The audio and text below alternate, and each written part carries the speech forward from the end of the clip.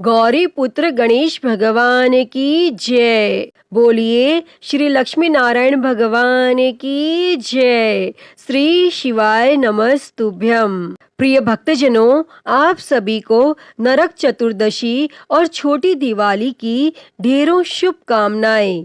भक्तजनों, आज कार्तिक मास के कृष्ण पक्ष की चतुर्दशी तिथि है और इस चतुर्दशी तिथि को नरक चतुर्दशी या छोटी दिवाली के नाम से जानते हैं।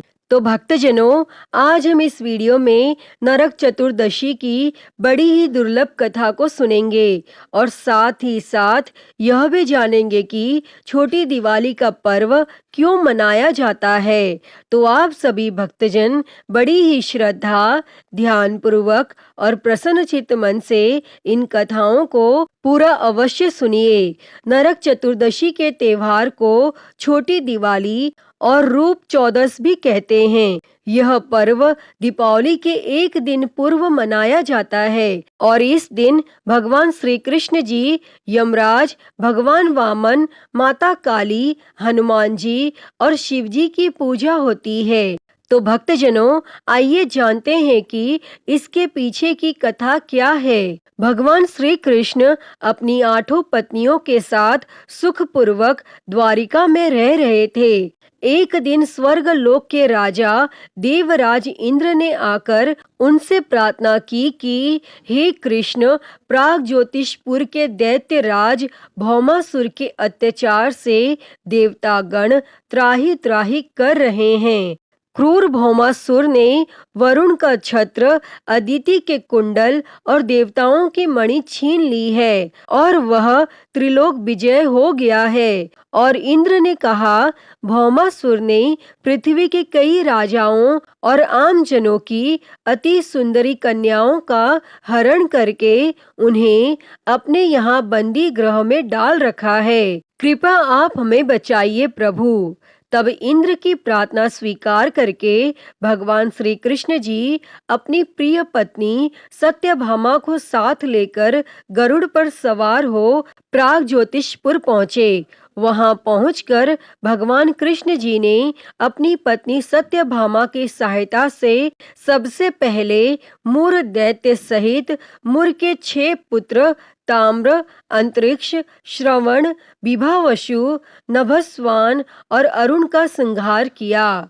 मूर दैत्य का वध हो जाने का समाचार सुन भौमासुर अपने अनेक सेनापतियों और दैत्य सेनाओं को साथ लेकर युद्ध किया और भौमासुर को स्त्री के हाथों मरने का श्राप था। इसलिए भगवान श्री कृष्ण ने अपनी पत्नी सत्यभामा को सारथी बनाया और घोर युद्ध के बाद अंत में श्री कृष्ण जी ने सत्यभामा की सहायता से उसका वध कर डाला और इस प्रकार भौमासुर को मारकर भगवान श्री कृष्ण जी ने उसके पुत्र भगदत्त को अभय दिया।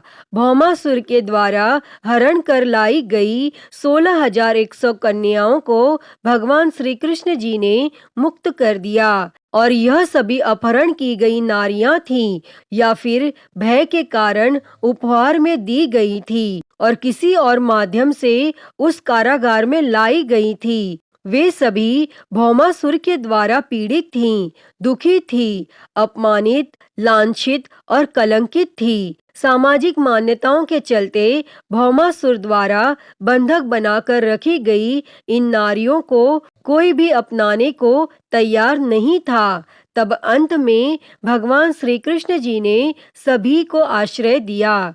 ऐसी स्थिति में उन सभी कन्याओं ने भगवान श्री कृष्ण जी को ही अपना सब कुछ मानते हुए उन्हें पति रूप में स्वीकार किया। लेकिन श्री कृष्ण जी उन्हें इस तरह नहीं मानते थे। उन सभी को भगवान श्री कृष्ण जी ने अपने साथ द्वारिकापुरी ले आए और वहां वे सभी कन्याएं स्वतंत्र पूर्वक अपनी इच्छा अनुसार सम्मान पूर्वक द्वारका में रहती थीं, महल में नहीं। वे सभी वहां भजन कीर्तन, ईश्वर भक्ति आदि करके सुखपूर्वक रहती थीं। द्वारिका एक भव्य नगर था जहाँ सभी समाज और वर्ग के लोग रहते थे।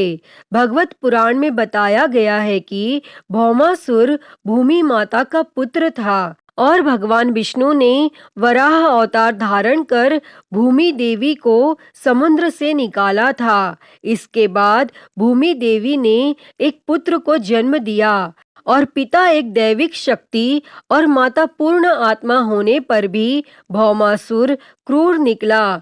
वह पशुओं से भी ज्यादा क्रूर और अधर्मी था। उसकी करतूतों के कारण ही उसे नरकासुर कहा जाने लगा। नरकासुर प्राग ज्योतिषपुर का दैत्य राज था, जिसने इंद्र को हराकर इंद्र को उसकी नगरी से बाहर निकाल दिया था और नरकासुर के अत्याचार से देवतागण त्राही त्राही कर रहे थे। वह वरुण का छत्र, अदिति के कुंडल और देवताओं की मणि छीनकर त्रिलोक विजय हो गया था। वह पृथ्वी की हजारों सुंदर कन्याओं का अपहरण कर उनको बंदी बनाकर उनका शोषण करता था।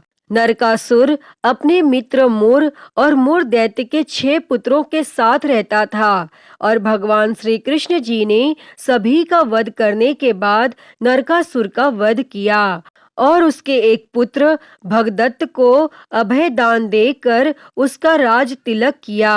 और भगवान श्री कृष्ण जी ने कार्तिक मास के कृष्ण पक्ष की चतुर्दशी को नरकासुर का वध कर दिया था और इसी दिन की याद में दीपावली के ठीक एक दिन पूर्व नरक चतुर्दशी अर्थात छोटी दिवाली मनाई जाती है और मान्यता है कि नरकासुर की मृत्यु होने से उस दिन शुभ आत्माओं को मुक्ति मिलती थी। नरक चौदस के दिन प्रातः काल सूर्योदय से पूर्व उपटन लगाकर नीम चिचड़ी जैसे कड़वे पत्ते डाले गए जल से स्नान का अत्यधिक महत्व है।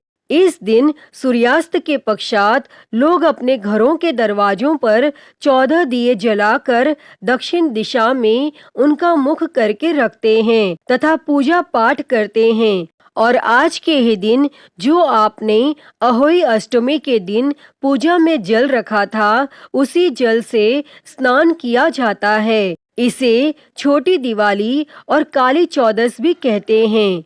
इस दिन हनुमान जयंती भी होती है। इस दिन शाम को हनुमान जी की पूजा, काली जी की पूजा और यमराज जी के निमित्त दिए जलाने से हर तरह का भय जाता रहता है और अकाल मृत्यु नहीं होती है और मरने के बाद व्यक्ति को नरक के दर्शन नहीं करना पड़ता है। तो सभी प्रेम से बोलिए श्री राधा कृष्ण भगवान की जय। प्रिय भक्तजनों, आइए सुनते हैं यशोदा माता और बाल गोपाल की बड़ी ही सुंदर कथा। एक बार की बात है, यशोदा माता प्रभु श्री कृष्ण जी की शैतानियों से तंग आ गई और छड़ी लेकर भगवान श्री कृष्ण जी की ओर दौड़ी।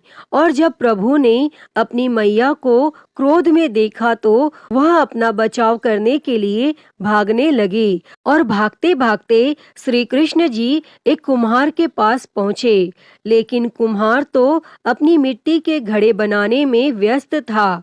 लेकिन जैसे ही कुम्हार ने भगवान श्री कृष्ण जी को देखा तो वह बहुत प्रसन्न हुआ और कुम्हार जानता था कि श्री कृष्ण साक्षात परमेश्वर हैं। तब प्रभु ने कुम्हार से कहा कि हे कुम्हार, आज मेरी मैया मुझ पर बहुत क्रोधित है।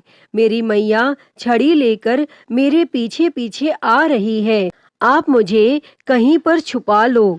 तब कुम्हार ने श्री कृष्ण जी को एक बड़े से मटके के नीचे छुपा दिया। तब कुछ ही क्षणों में माता यशोदा भी वहां पर आ गईं और कुम्हार से पूछने लगी, क्यों रे कुम्हार, तूने मेरे कन्हैया को कहीं देखा है क्या? तब कुम्हार ने कह दिया कि नहीं माता, मैंने आपके कन्हैया को कहीं नहीं देखा है। और भगवान श्री कृष्ण जी ये सारी बातें बड़े से घड़े के नीचे छुपकर सुन रहे थे और मैया तो वहां से चली गई।